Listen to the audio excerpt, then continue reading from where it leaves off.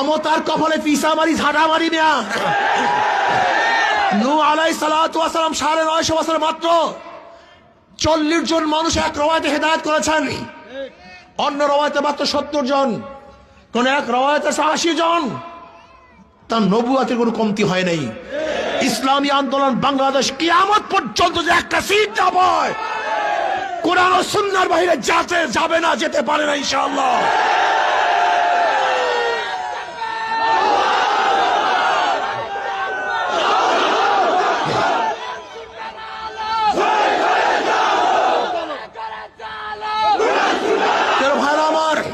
আপনি দেখেন জামাতের সে আগের বক্তৃতা, এখন বর্তমানে বক্তৃতা। জামাতের আমির সাহেবের উপরে একজন মহিলা ঝেপে পড়ছে, তিনি তাকেও জড়িয়ে নিয়েছেন। শোনেন জামাতের ভাবারা, শোনেন, এই অবজ্ঞা কারোর সাথে করা হয় না। আপনার উচিত ছিল ভুল স্বীকার করা, কিন্তু আপনি ভুল স্বীকার না করে তাকে যোদ্ধার মা, জাতির মা এই ব্যাখ্যা দিয়ে এবং কোরআন ও হাদিসের খেলাফ করেছেন, উল্টা করেছেন। এই ব্যাখ্যা ঠিক হয় নাই। আপনার উচিত ছিল আবেগে হয়ে গেছে, কিন্তু ব্যাখ্যা দেওয়ার কোনো সুযোগ নাই, এটা ভুল।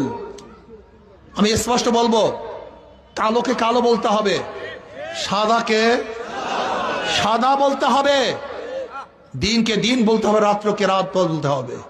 ইসলামী আন্দোলন বাংলাদেশকে অনেকে বদনাম করে সিটের জন্য তারা ভাগ হয়েছে। যদি সিটের জন্য ভাগ হই তাহলে ধরে নেন একা থাকলে কি সিট পাওয়া যায় না জোটে থাকলে সিট পাওয়া যায়? তা সিটের জন্য ভাগ হলে তো জোট করতাম, তা ভাগ হইলাম কেন? বোকা নাকি? এতটুকু সেন্স নাই না মাথার মধ্যে? এতটুকু সেন্স নাই? যদি সিটের লোভী ভাগ হই তা জোটে থাকলে সিট পাওয়া যায় না, একা থাকলে সিট পাওয়া যায়? কথা বলেন না কেন?